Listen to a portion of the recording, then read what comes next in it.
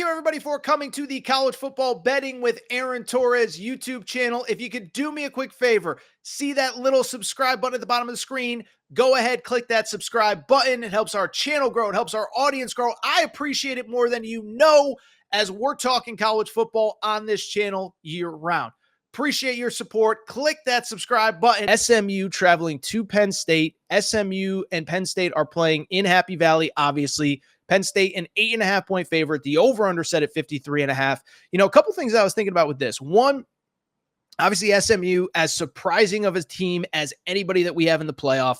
Nobody saw this coming. Nobody had them here. Even in the final day of the season, it was like, are they really going to get in over Alabama? Well, they were here. But also, you know what's funny? I was kind of thinking about Penn State. Like when we envisioned this 12-team playoff, when we envisioned home playoff games, specifically home playoff games in the northern part of the country, Penn State was kind of the one we all had circled, right? Because Penn State has always been in that kind of 5 to 12 range, basically since James Franklin took over. But they haven't been able to get in that top 4. They haven't been able to win a Big Ten championship since his second or third year as head coach. So they haven't quite been able to get over the hump. But we always kind of thought Penn State kind of feels like the kind of team that will get into a 12-team playoff and potentially host a game in a 12-team playoff. So here we are, much like Notre Dame, even with the, even though it's in the daytime, it should be probably below freezing. That's the word I was looking for. About 30 or so, 28, 29 degrees at kickoff. Precipitation expected the night before, so the field could be slick. These are things you have to factor in before you make your bets. Let's get to these two teams. From the SMU side of things, listen, I was thinking about this. Is SMU, they became such a lightning rod on that final week of the regular season. I don't think a lot of people really took the time to actually analyze the team and analyze the game they played against Clemson, right? It became kind of just this talking point of, if they win, they're in. If they lose, what do we do? If they lose big, what happens? If they lose small, what happens? And then, of course, they lose on a last-second field goal to Clemson, and it just becomes a back-and-forth discourse with Alabama that basically went on really until Monday or Tuesday of that week. What I don't think a lot of people realize, though, SMU, I don't want to say like they deserve to win. Like, I don't want to diminish what Clemson did. But also, if you watch that game, SMU was kind of the better team for really about 3/4 of it, maybe even a little bit more when the game actually got going. First series of the game, remember, SMU fumbled the football at midfield, led to an easy Clemson touchdown. Clemson gets a couple more scores before the end of the first quarter. You know that SMU put up, 24 points in the second half? You know that SMU had well over 100 more yards of total offense than Clemson? And so this offense, even against Clemson, the guys that Clemson has on that defense, they were able to move the ball. They were able to put it in the end zone. They started off a little bit slow. I don't think it's because they were a completely inferior team to Clemson. I think it's because of the fact that they were probably nervous, big game. They knew it was at stake. Clemson literally had nothing to lose. If they lose, they're not going to the playoff. If they win, they're in. And so I think we get a little bit more of a balance from SMU coming into this one.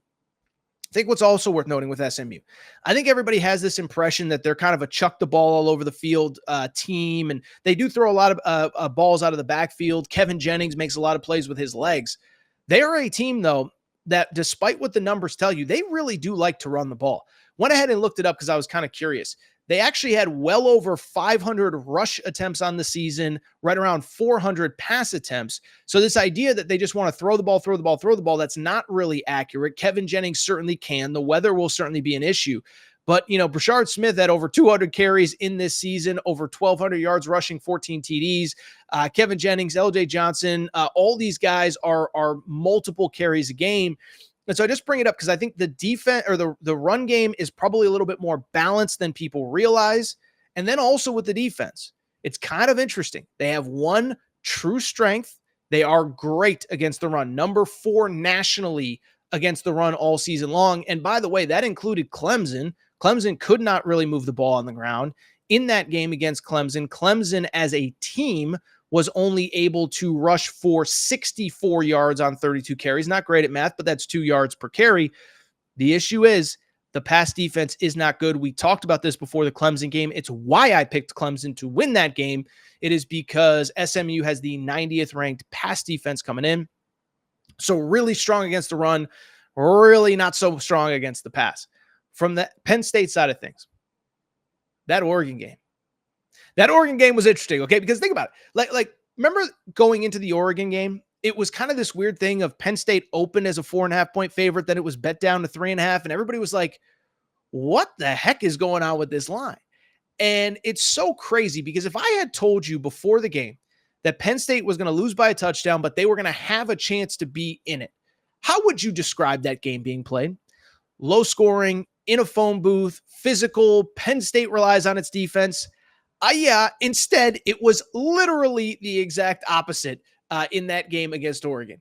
In that game against Oregon, Penn State had well over 500 yards of total offense. It was crazy. They moved the ball up and down the field against that Oregon team.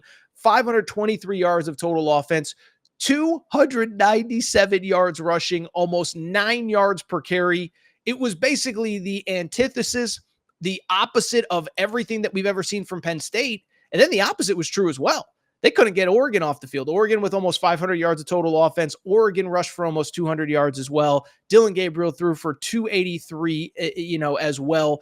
And so you just looked at that game, and it is so counterintuitive to everything that Penn State has done. And so when I look at this game, I think it's really interesting because I think SMU was largely who they've been all year against Clemson. They were on the wrong side of it. That Penn State game, though, against Oregon, maybe they are just surging at the perfect time. I don't think really what they did is replicable. And so because of it, I'm actually going to take SMU to cover the 8.5 points. I will take Penn State to win, but let me explain why really quick. It really comes down to pretty simple. Sometimes you can do this, you can do that, you can overanalyze, whatever. But what you have to do sometimes is just look at strength on strength, weakness on weakness, matchup on matchup. And so when I look at this game, what stands out to me, what is Penn State going to want to do? Okay, take my opinion out of it. Just use your brain as a fan of college football, watching James Franklin's teams the last 10 years since he got to Penn State. Big games, what does he do? Especially, by the way, at home, and especially, by the way, in bad weather. He's going to want to run the football. He's going to want to control the clock. He's going to want to play defense, and he's probably going to coach a little bit scared. And I know what everybody will say. James Franklin doesn't call plays. Andy Kolenicki is the coordinator, this and that. I get it. But what I am also saying is that we know in tight games, James Franklin takes the reins. We saw it against Ohio State.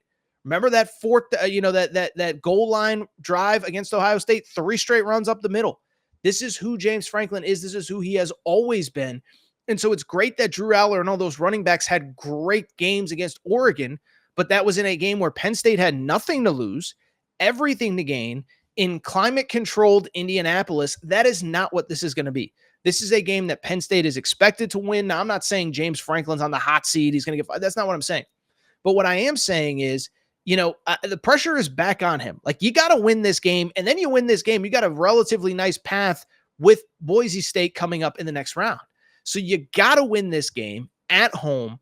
And I think SMU is probably a little bit more dynamic, but I think more dynamic than people give them credit. I'm not saying they're more dynamic than Penn State, but I just bring it up because SMU has nothing to lose. And I could just see James Franklin almost, what I kind of think it's going to look like? Remember the Michigan-Ohio State game when we were like, everybody's watching the game and like, why does Chip Kelly and Ryan Day keep running the ball up the middle? Why do they keep doing that? I kind of think that's what Penn State's going to do. James Franklin at home, bad weather, pressure's on him.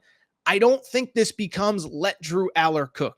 So I do think Penn State finds a way to win. I'm going to say somewhere in the 24-20 range. Penn State gets the victory, but I do like SMU to cover the 8.5.